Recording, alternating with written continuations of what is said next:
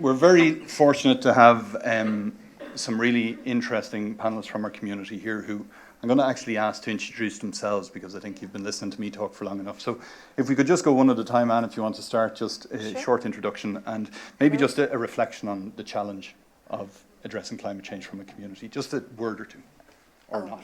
Okay. No pressure. In front of President, no pressure. So my name is Anne Bedos, and I run a social enterprise in Phibsborough called Roher. So it is a bicycle shop. Challenges in the community when it comes to climate change. I think I'm just want to go back to on how it is hitting the poorest people amongst us the hardest, and on how a community-led initiative is the only way to actually address this. The resistance to change is there, but I think by building a strong community, as the President was talking about, we can actually make things go a little bit better. And I think the initiatives that were presented are part of that solution. Thanks, Van. Good evening, President Higgins and everybody, friends and neighbours. I'm a resident of Phibsborough, and I'm also a strong advocate for climate action. Now, my background is as a physicist, and as such, way back in the mid-90s, I was in a small consultancy company, and we were asked by Dublin City Council Housing Department to do a survey of fuel poverty among the social housing residents of Dublin City. And we did that, and through some innovative approaches, and I'm very happy to see this chart here, because our approach at that time was data-based and person-centred. That was our mantra, and it's very similar to your own one there. And then going on from there then, Dublin City Council asked me to set up the City of Dublin Energy Management Agency, which I've been working in since 1997 until April of this year. And it's followed on that work. Initially in the early noughties, the work was very much focused on the residential housing sector. And I think so I think I'm here tonight really to talk on the technical aspects of retrofitting. Thanks, Jerry. Stephen? Yeah, my name's Stephen Curran. I'm a student here in TUD. I'm coming, thankfully, to the end of my Masters now in Sustainable Development. Cause a great stress, but enjoyable. And I'm also a renter in the area. I'm part of the local Cat2 group. Yeah, I think, as we know, climate change doesn't affect everyone equally.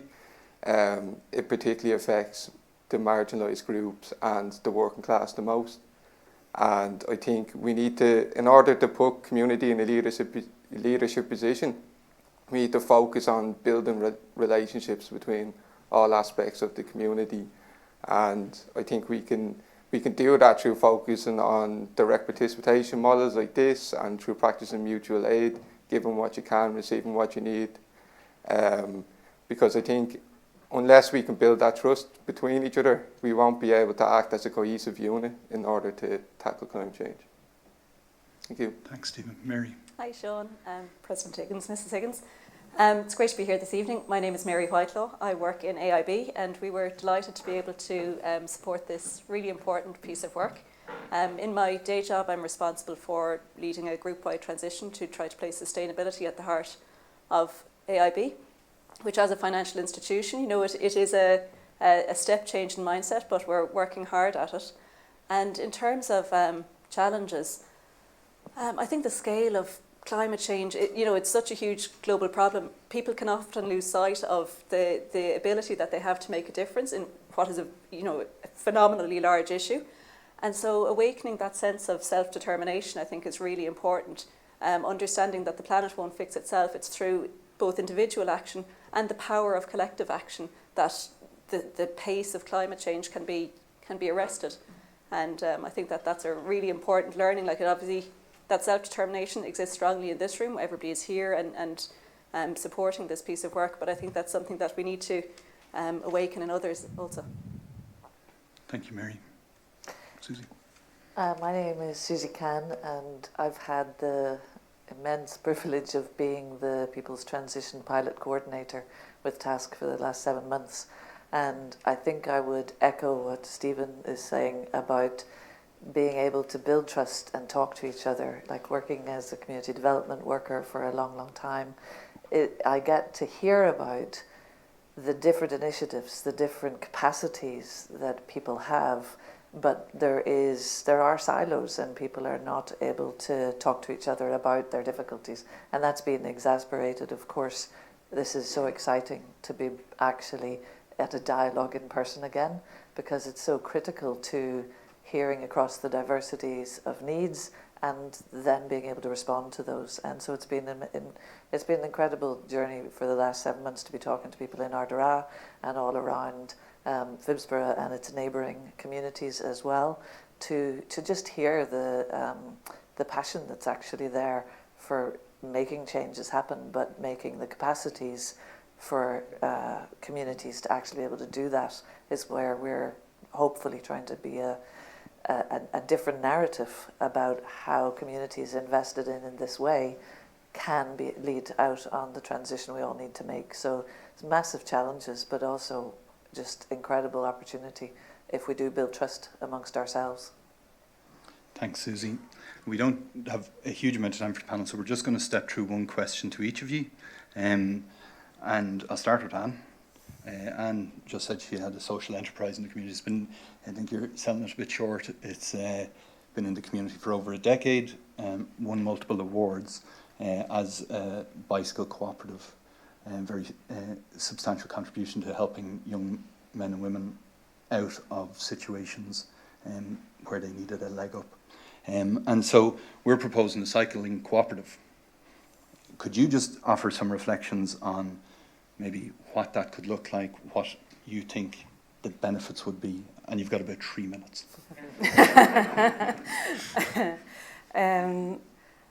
Well, first of all, I think it is very important to start with on how important the bicycle can be for the climate transition. You mentioned a 20% reduction in carbon emissions just for the last mile deliveries. There's loads and loads and loads of different stats, but there's another one that keeps popping in my head, is that if everybody in Europe was cycling like the Danish people, our transport carbon emissions Europe-wide will go down by 25%. So it is cheap. It's a cheap solution. It is a solution that exists, that has been in existence for 100 years, and it is very easy to implement. We do have the roads, we do have the technology, we do have everything. We just need political will to make it happen. The second thing, I think, when it comes to the actual bicycle cooperative, as the President was saying during his speech, the poorest are hit hardest by the climate crisis, and they will be hit the hardest, but it's already happening here in Ireland and here in our communities. If you think about the inner city in Dublin, it is the poorest amongst us who are living by busy roads with very badly insulated houses, by streets that have little or no tree cover whatsoever, and those are going to be massive challenges in the years to come when the temperatures soar. And they also are these people, the ones that I've just mentioned, who actually are the ones delivering our food and our goods with absolutely no job security, because somebody in the Silicon Valley developed an algorithm where they're supposed to be self-employed, and they do so at their own risk, and they do so in very hazardous condition. So just to the loop is really easy to make with those two statements. A bike cooperative is owned by its own workers, basically giving the power back to the workers themselves, which is enormous when it comes to giving power back to people. The other thing is obviously the environmental benefits of delivering things by bicycles. You take vans off the road, and Phibsborough is plagued by motor traffic, and again the poorest are already hit the hardest by that, and so by taking those vans off the road we can actually make those living conditions a little bit better. And the last thing is that it will actually benefit the entire community by taking that heavy traffic off. It would give a meaningful job to people, and as a whole, Phibsborough and Cabra, there's also initiatives in Cabra and Stoneybatter coming together to have the solutions put together. We will have the community benefits as a whole. So just to say, as a proud Frisborian, if that's a word, and somebody who really I really believe in people-powered climate solutions and transportation, and this is where I think we could make something really great happen. Thank you very much, Anne. Jerry, the question is sort of similar to you, but for the other solutions. So Jerry obviously has an immense depth of experience in energy efficiency and retrofitting and all the areas of this, and has been an invaluable resource to us in task on the project. You might just comment a little bit about the potential benefits and what the solution might mean for people if it was fully implemented or realised. Right. Well, first of all, I'll say it's been a pleasure to be working with you on this. I think it's a great project. And as I said earlier on, my area of expertise is partially looking at buildings and especially housing. And I don't need to tell anybody here that housing has multiple problems in Dublin and in Ireland at the moment. For those of us who are lucky to have them, there are still problems. And in Phibsborough, I see that from your data that over half of the homes are rented. And of course, when it comes to retrofitting, that brings up the whole question of the split incentive, that that the person who owns the building isn't the person who pays the heating bills. So it's difficult. So that's a major difficulty I think has to be faced. I think you identified another difficulty, the speed at which your ambition is to get going, because it's really important to get going now. And so if it's something as big as housing, the wheels turn quite slowly. And also in setting up a cooperative, it can take years for an organisation to get up and running. 3 to 5 years is common enough, and yet we don't have that time. So I really like the way you're putting your foot on the on the throttle on this one, on the accelerator. I think it's very necessary.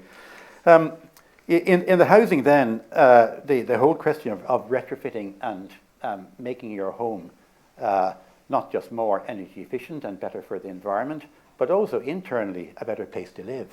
I mean, I don't think we appreciate fully the differences between a home that you're living, or a house that you're living in that's sort of cold and damp, but you're used to it all your life, so you don't really know anything better, or one that's more healthy and more comfortable to live in. And when we did a survey of the social housing in Dublin back in 1995, we brought in a lot of new ways of looking at the problem. We brought in infrared cameras. They were new in Ireland then. We measured comfort, very importantly, and we also did a social survey of how people felt in their houses. And those three aspects brought in dimension, but really that there's a lot more to making your home well insulated and warm than just the climate, although that is the big focus at the moment. How to do it then? Well, I think the obvious thing is first of all to insulate your house, and then to look at how you're going to heat it and the source of efficient heat. And with fuel poverty, I know with Dublin City Council, that was back in the 1990s, the flats were generally heated by a single stove or fire in the main living room, and the rooms at the other side. So although insulation was quite good and necessary, really they weren't lifted out of fuel poverty until the gas boilers came in. But that was back then, and that was a huge step forward. That large tracts of people living in social housing were over 5 or 10 years more or less lifted out. I won't say 100%, but to a large extent removed from having fuel poverty. So I'm not sure what else what other questions you have there. You're summing it all up. I guess what we're talking about is a solution like this could help multiple challenges of that sort, and also maybe give a real tangible kind of prestigious opportunity to people as well to work within the cooperative and benefit from its system as well. Okay, well, we've heard of numbers with a lot of noughts on them for retrofitting housing in Ireland, and I don't think anybody has an answer to the problem. I don't, certainly, and I don't think anybody does. So there are various people with different ideas, and a lot of them are very, very good ideas. But I don't think anybody has a single solution. I don't think there exists. And I think that's because in Phibsborough, even alone, there's a multiplicity of housing types. Some are terraced, some are not, some are flats, some are old, 100 years old or older, some are new. So there's all that. Then there's a demographic of people who live here, a huge variety in that, and they all have different needs. And then there's the whole range of solutions which are quite technical, and a lot of people don't have the information, or they don't have they're not in a position to make those decisions. So there's a multiplicity of problems, and I think there has to be a multiplicity of solutions. And I think perhaps the cooperative one, where you go and look at individuals and you're at that level, can be a good way of tackling that. Thanks, Jerry. Thank you. I think that's a good segue into talking to Stephen. As a renter, I'm a renter myself. Sometimes it can be hard to feel part of a community when you're renting, and it definitely could be hard to feel part of climate action. Maybe you want to offer some thoughts on that? Yeah, like as I was saying earlier, it's essential that we build trust between all aspects of our community, and if renters are over 50% of the Phibsborough community, then they need to be brought on board. And I think that's why people should use whatever voice they have in calling an end to evictions. The simple fact is that if you're renting anywhere in Ireland, but in Phibsborough too, you can wake up in the morning to a landlord's thugs drilling in your door, dragging you out into the street, and then you're desperately looking for somewhere else to live. And you may think I'm exaggerating, but I've seen that exact thing happen in Berkeley Road, Cabra Park, Prussia Street. I can go on listing examples, I've seen them all. And the simple fact is that, the renters want to engage in the local identity. They want to be a part of it. They want to buy local. They want to contribute to local art. They want to go support the Bows, and I'm raging I'm missing the draw of the match, but this is important. But they can't offer that level of emotional investment, because the simple fact is, if a landlord feels like it, they can evict them from that community tomorrow. So yeah, please do, with whatever power you may have or may not have, resist evictions, call for the end to them, allow us to be a part of the community, so that we can all join together in tackling climate change. Thanks, Stephen. Mary, there's, it's we're all standing here thankfully because AIB saw some merit in this project and put support behind it, and we're very grateful for that. Could you speak maybe a little bit about what you see as AIB's role, or maybe financial markets in general, role in ensuring fairness in the transition and a just transition? Yeah, absolutely, Sean, and it's great to be here.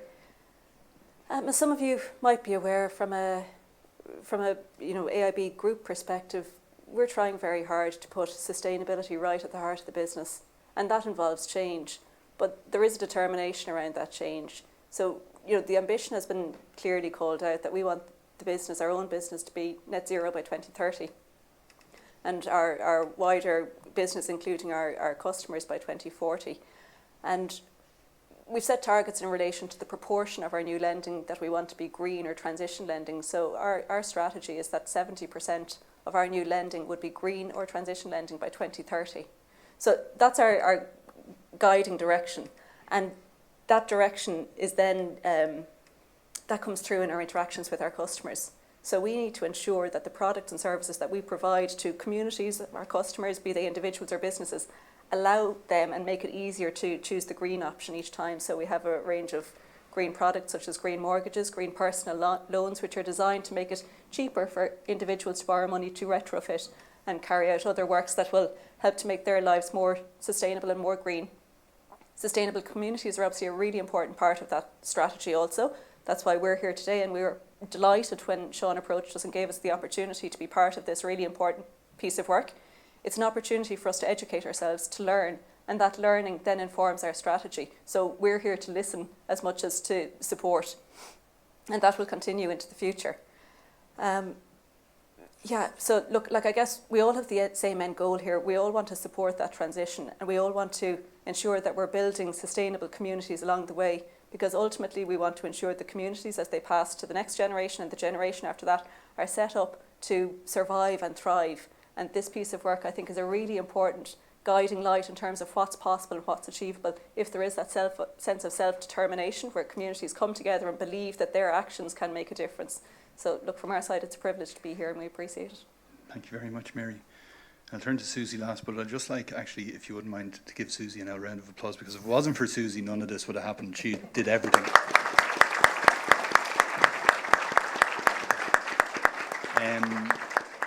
So Susie, we're kind of coming towards the end point.